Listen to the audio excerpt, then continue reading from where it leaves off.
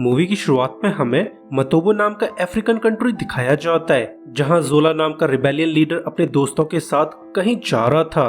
तो हमें इनकी बातों से समझ आ जाता है कि मतोबो का रूलर एडवर्ड जुबैनी पूरी तरह से करप्ट हो चुका है, जो अपनी पावर को कंसोलिडेट करने के लिए अपने सभी अपोनेंट्स को धीरे धीरे मरवा रहा था। और इस पावर स्ट्रगल में हजारों लोगों की जान जा चुकी है, जिसका इस पावर स्ट्रगल से कोई भी कनेक्शन नहीं था।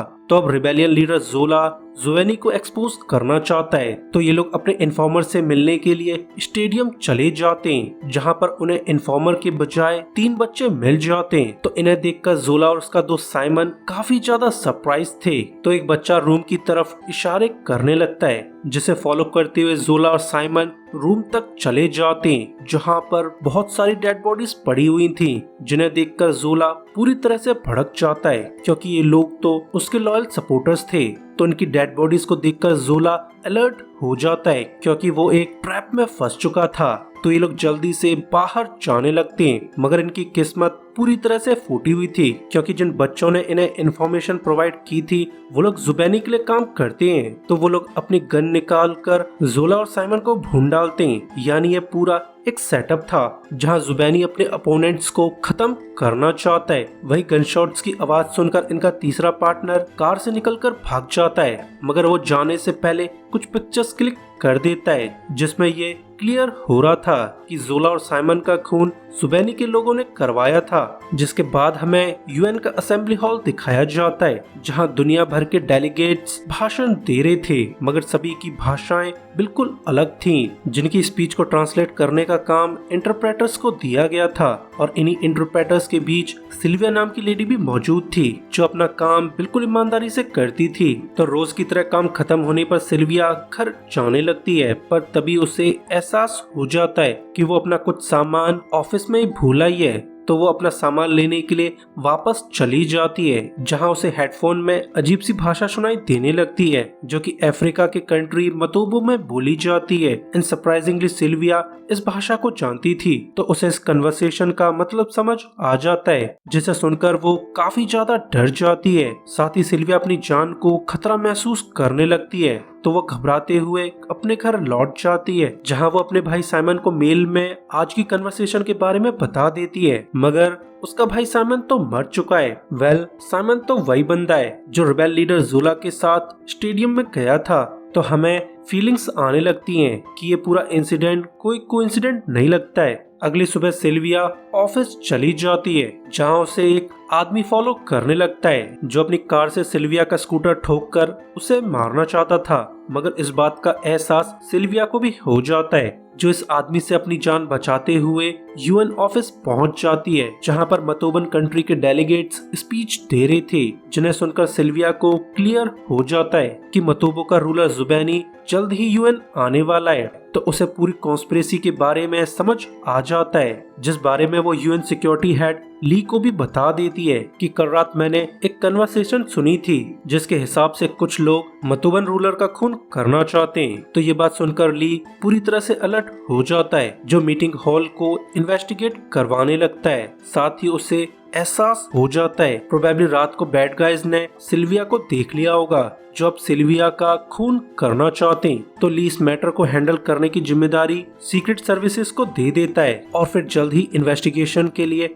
एजेंट टोबी और वुड्स आ जाते हैं, जो सबसे पहले सिल्विया को ही इन्वेस्टिगेट करने लगते हैं। एंड सरप्राइजिंगली सिल्विया एक व्हाइट अफ्रीकन है, जिसने अपनी आधे से ज्यादा जिंदगी मतोबो में बिताई थी। तो टोबी को सिल्विया पर ही शक होने लगता है कि प्रोबेबली वो झूठ बोल रही है, जैसा करके वो जुबैनी को यूएन आने से रोकना चाहती है। जुबैनी ने रिसेंटली काफी सारे एथनिक ग्रुप्स का मैसेकर करवा डाला है, जिसके लिए जुबैनी की पूरी दुनिया में निंदा की जा रही है। साथ ही जुबैनी को इंटरनेशनल कोर्ट में पेश होने के समन लेटर्स मिल चुके हैं, जिससे बचने के लिए जुबैनी यूएन आना चाहता है, ताकि वो लोगों के सामने स्पीच देकर उन्हें मना सके। जिसके बाद सिल्विया से पूछताछ चालू हो जाती है, पर अब तक सिल्विया पूरी तरह से भड़क चुकी थी, क्योंकि एजेंट थ्रेट्स को असेस करने के बजाय उसके ही पीछे पड़ चुके हैं। मगर सिल्विया के गुस्से का टोबी पर जरा भी असर नहीं पड़ता है, क्योंकि वो तो एज्यूम कर चुका था कि सिल्विया झूठ बोल रही है। तो वो दोबारा से सिल्विया की जन्म कुंडली निकालने लगता है, जहाँ उसे कुछ इंटरेस्टिंग बातें पता चल जाती हैं। साथ ही टोबी का सुपीरियर रे उसे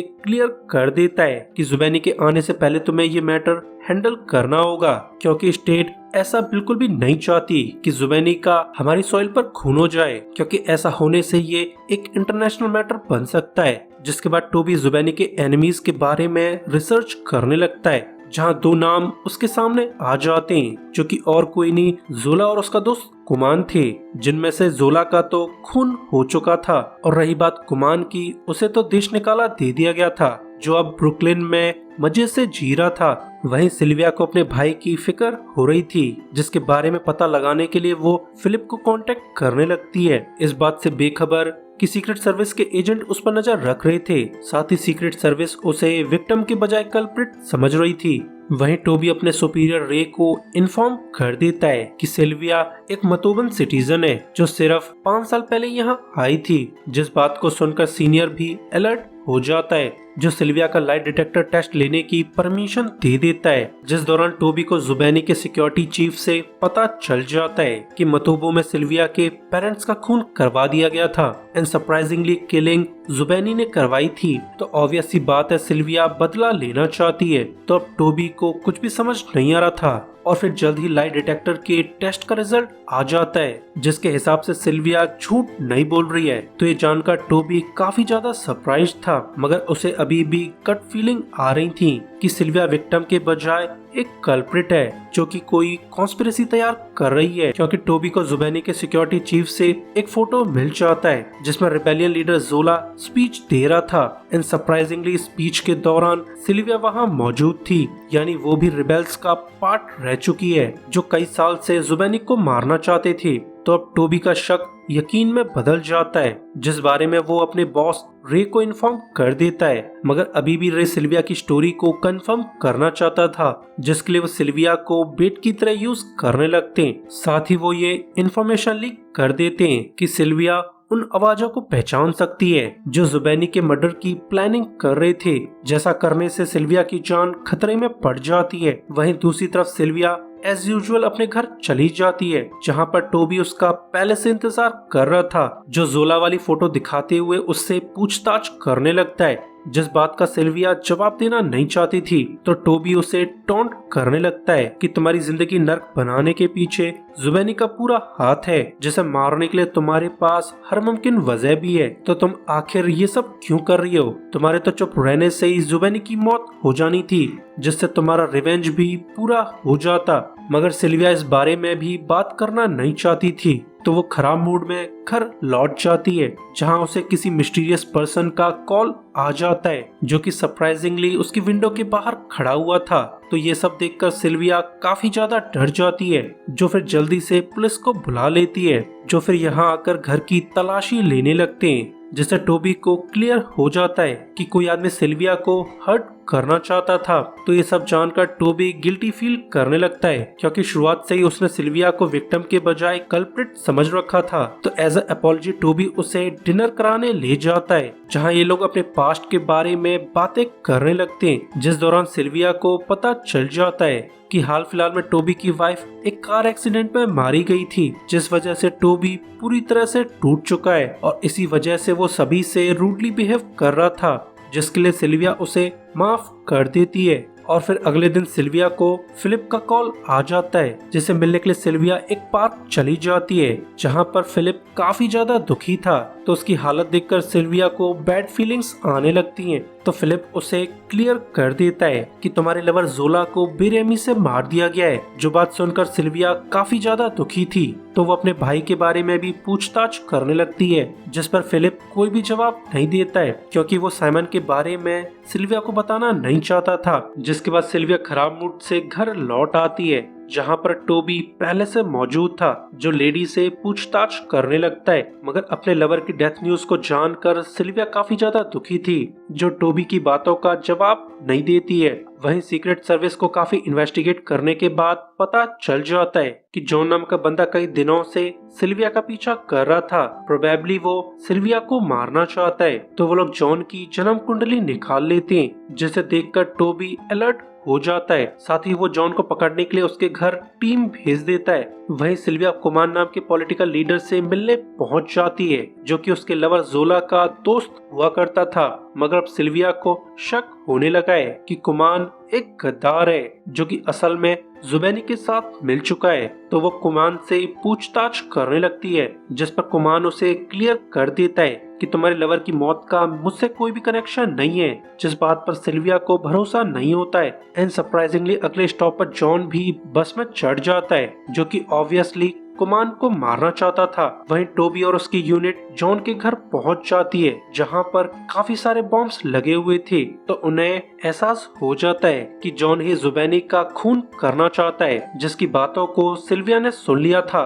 तो वो सिल्विया को मारने के लिए उसके पीछे जाने वाला है। तो कुछ सोचकर टोबी अपने एजेंट्स को अलर्ट कर देता है। तो वो एजेंट्स टोबी को इन्फॉर्म कर देते हैं कि कुमान, सिल्विया और जॉन एक ही बस में मौजूद हैं। वहीं सिल्विया और कुमान की बातें पूरी हो चुकी थीं। तो अगले स्टॉप पर सिल्विया और जॉन बस से उतर जाते हैं, जिस बारे में एजेंट टोबी को इन्फॉर्म कर देता है। तो टोबी को भी क्लियर हो जाता है कि जॉन का मेन टारगेट सिल्विया के बजाय एक पॉलिटिकल लीडर कुमान है, जिसे मारने के लिए उसने प्रोबेबली बस में बॉम्ब लगा दिया होगा। तो वो एजेंट्स को बस खाली कराने के ऑर्डर्स दे देता है, जिसे वो लोग फॉलो कर पाते उससे पहले ही बस में तगड़ा धमाका हो जाता है, जिसके ब्लास्ट में कुमान और उसके आदमी सभी मारे जाते हैं। साथ ही इस धमाके में काफी सारे सिविलियंस की मौत हो गई थी। तो ये जानकर टोबी काफी ज्यादा अपसेट था, जो खराब मूड से इंसिडेंट वाली जगह पर आ जाता है, जहां पर सिल्विया को भी छोटी मोटी चोटें आ गई थी। तो टोबी कुछ सोचकर उसे घर तक ड्रॉप कर देता है, मगर असल में टोबी काफी ज्यादा गुस्सा था, जो लेडी से पूछताछ करने लगता है कि तुम्हारा कुमान और आज वाले इंसिडेंट से आखिर क्या कनेक्शन है,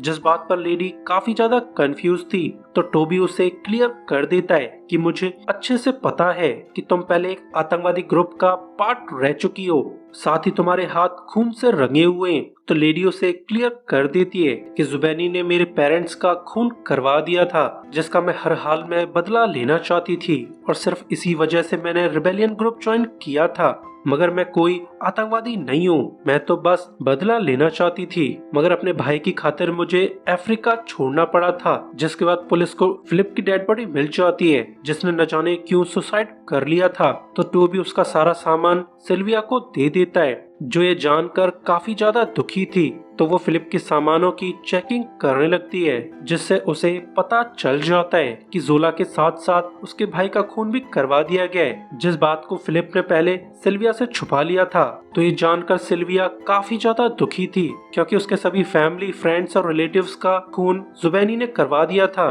तो लेडी जुबैनी को मारने का डिसाइड कर लेती है, जिसके बाद रात को वो किलर सिल्विया के घर आ जाता है, जो ऑब्वियसली सिल्विया का खून करना चाहता था। मगर उसे अंदर आते हुए टोबी देख लेता है। तो वो जल्दी से सिल्विया के फ्लैट चला जाता है, जहां टोबी और जॉन के बीच गनफाइट चालू हो जाती है, जिसमें वो जॉन को मारने में भी कामयाब हो जाता है। मगर अब तक सिल्विया घर से भाग चुकी थी। तो टोबी को टेंशन होने लगती है कि सिल्विया प्रोबेबली कुछ बड़ा करने वाली है। जल्द ही वो दिन आ जाता है जिस दिन जुबैनी यूएन आने वाला था। तो सीक्रेट सर्विस उसकी प्रोटेक्शन का फुल इंतजाम करवा देती है, जिनकी प्रोटेक्शन में जुबैनी यूएन ऑफिस चला जाता है, जहां आज वो स्पीच देने वाला था। और फिर जल्द ही जुबैनी की स्पीच चालू हो जाती है, जो अपने तौर तरीकों के ऊपर बकवास करने लगता है। और इसी दौरान सीक्रेट सर्विस को पता चल जाता है कि जॉन ने मरने से पहले मार्कस नाम के बंदे को कांटेक्ट किया था, जिसके डिटेल्स निकालने पर इन्हें पता चल जाता है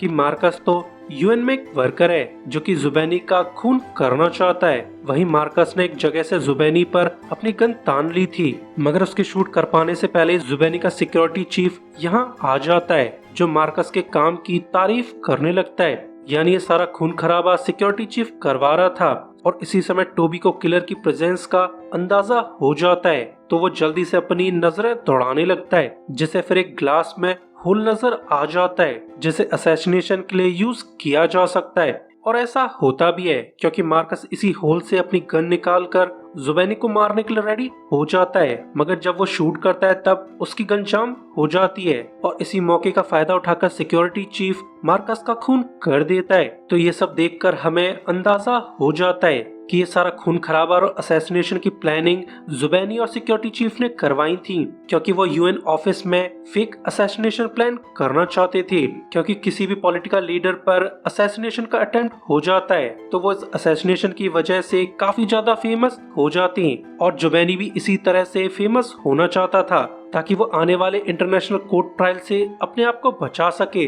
वही गनशॉट की आवाज सुनकर सभी की चटक चुकी थी, तो सीक्रेट सर्विस जुबैनी को एक सेफ रूम तक पहुंचा देते, इस बात से बेखबर कि सिल्विया पहले से रूम में छुपी हुई थी, जो मौका पाते ही जुबैनी पर अपनी गन तान देती है। वही सिक्योरिटी चीफ मार्कस की गन के साथ छेड़छाड़ कर रहा था ताकि वो इस फेक असैसिनेशन को रियल की तरह प्रूफ कर सके, मगर इसी समय टोबी यहाँ आ जाता है, जो सिक्योरिटी चीफ को गन के साथ छेड़छाड़ करते हुए देख लेता है। तो उसे सिक्योरिटी चीफ के मोटिव्स पर शक होने लगता है। साथ ही सिक्योरिटी चीफ ने ग्लव्स पहने हुए थे, तो उसका शक यकीन में बदल जाता है, जो सिक्योरिटी चीफ को अरेस्ट करवा देता है। मगर टोबी की बैड फीलिंग्स अभी भी खत्म नहीं हुई थी, तो वो जल्दी से सेफ रूम की तरफ जाने लगता है, क्योंकि उसे एहसास हो चुका था कि सिल्विया प्रोबेबली जुबैनी का खून करना चाहती है। वहीं जब सिल्विया जुबैनी को मारने वाली थी तभी टोबी यहाँ आ जाता है, जो लेडी को समझाने की पूरी कोशिश करने लगता है, जिस बात पर सिल्विया ध्यान नहीं देती है। तो टोबी उसे फिर से